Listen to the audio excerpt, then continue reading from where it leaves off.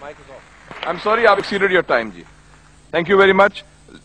The last speaker for this discussion on national integration, Sayyid Adnan Kakakhail Sahib, seat number 93, Jamiatul Ulum Islamia, Banori Town, Karachi se ताल्लुक है इनका.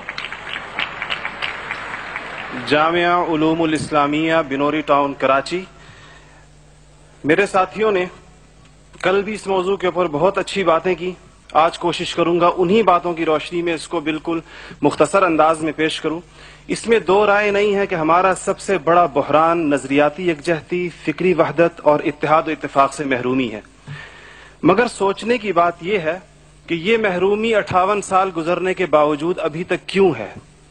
उसकी वजह यह है कि वो जो बुनियादी प्लेटफॉर्म दिया गया था कि पाकिस्तान का मतलब क्या, ला इलाहा इल्लल्लाह, उस पर कंफ्यूजन्स पैदा कर दी गई.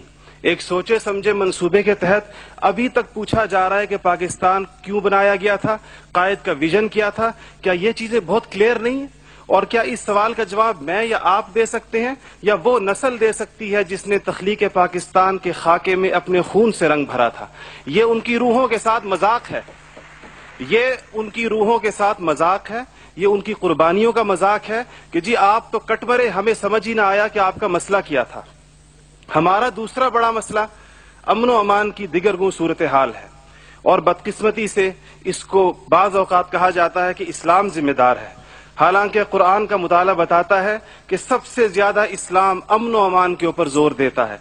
इब्राहीम अलैहिस्सलाम की दुआ तो जरा देखिए.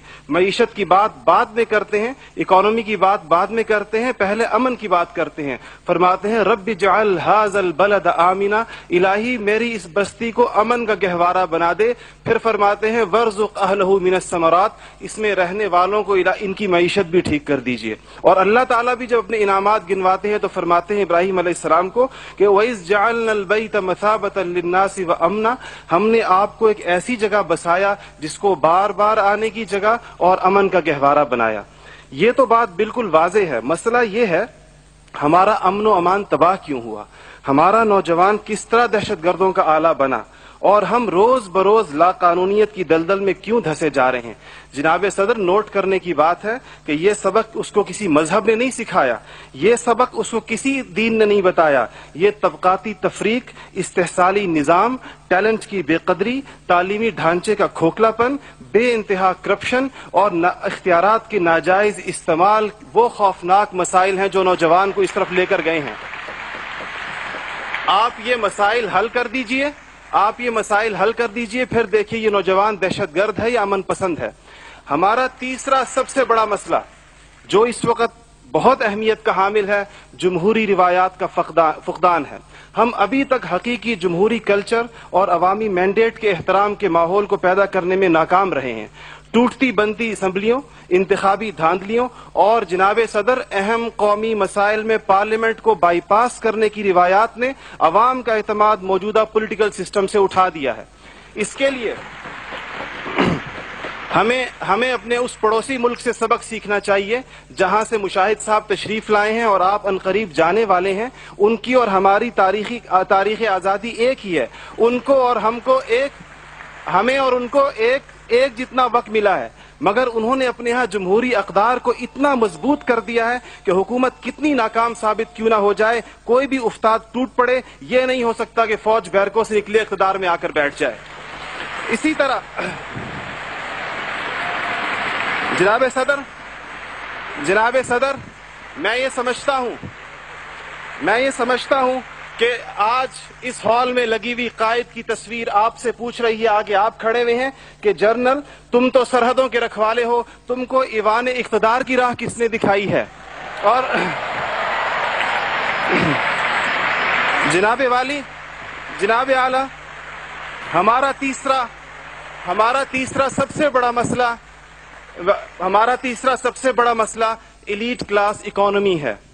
आपके आदादो शुमार के जादूगर कह रहे हैं कि मईशत तरक्की कर रही है, ज़र मुबादला के ज़खायर बढ़ रहे हैं, कर्जे कम हो गए हैं, कशकोल टूट गई है. आप बार बार कहते हैं पहले हम मांगने जाते थे, अब हम देने जाते हैं. और अवाम हैरान है कि खुदाया क्या माजरा है. मईशत तरक्की कर रही है, गरीब का चूल्हा बुझ रहा है, ज़र मुबादला के ज़खायर बढ़ रहे हैं, पेट्रोल की कीमतें आसमान से बातें कर रही हैं, रुपए की روپے کی قیمت ڈی ویلیو ہوتے ہوتے کہاں آ کھڑی ہوئی ہے. اور اس کے بعد ایک اور بات جناب صدر, آپ نے کہا کہ بسنت منانے سے کچھ نہیں ہوتا.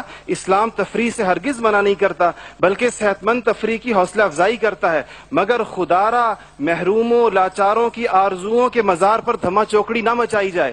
دیکھیں اسلام یہ کہتا ہے اگر ایک گھر کے اندر ایک عجیب تاثر ہے, ٹھیک ہے لوگ انفرادی طور پہ پتنگ اڑائیں, کوئی اس کو حرام نہیں کہتا, مگر جب ایک غریب دیکھتا ہے کہ میرے پیٹ میں روٹی نہیں, میرا صدر پتنگ بازی کر رہا ہے, تو وہ یوں سمجھتا ہے کہ ہمارے درمیان کوئی گیپ ہے.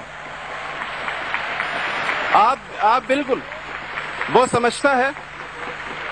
غریب کہتا ہے کہ میں, غریب دیکھتا ہے, غریب آپ کو اس کے احساسات کا بالکل اس طرح لگتا ہے ایک گھر کے اندر میت پڑی ہو اور آپ دوسرے گھر کے اندر ڈرم بجائیں کہ میں تو آزاد ہوں, غم تو تمہارا ہے میرا نہیں ہے. تو اس کو کوئی بھی اس کی اجازت نہیں دے گا, کوئی بھی مذہب کہے گا کہ نہیں, اس کا احساس کیجئے, اس کے اشک شوئی کریں, اس کو سینے سے لگائیے. اس کے علاوہ جناب صدر ایک بہت اہم بات جو ہم محسوس کرتے ہیں کہ بعض مسائل آپ کے لہجے کی کرختی کی وجہ سے خراب ہوتے ہیں. آپ بلوچستان کے عوام سے کہتے ہیں تمہیں ہم وہاں سے ہٹ کریں گے, تمہیں پتہ ہی نہیں چلے گا ہم نے تمہیں کہاں سے ہٹ کیا ہے. یہ چیزیں آپ قوم کے بڑے ہیں, آپ کو بالکل قوم سے اس انداز میں گفتگو کرنی چاہیے جس طرح آپ اپنے بیٹے بلال سے گفتگو کرتے ہیں. آپ کو اس کے جناب صدر آپ کا لہجہ جو ہے, وردی کی بات میری بہن نے کی, وردی کی بات تو آپ نے خود 14 کروڑ عوام سے کہا تھا میں 31 دسمبر کو اتار دوں گا, پھر قوم کے وسیع تر مفاد میں آپ وعدے سے مکر گئے. تھینک یو جی, شکریہ, مہربانی, تھینک یو. آپ کا ٹائم ہو گیا ہوگا جی.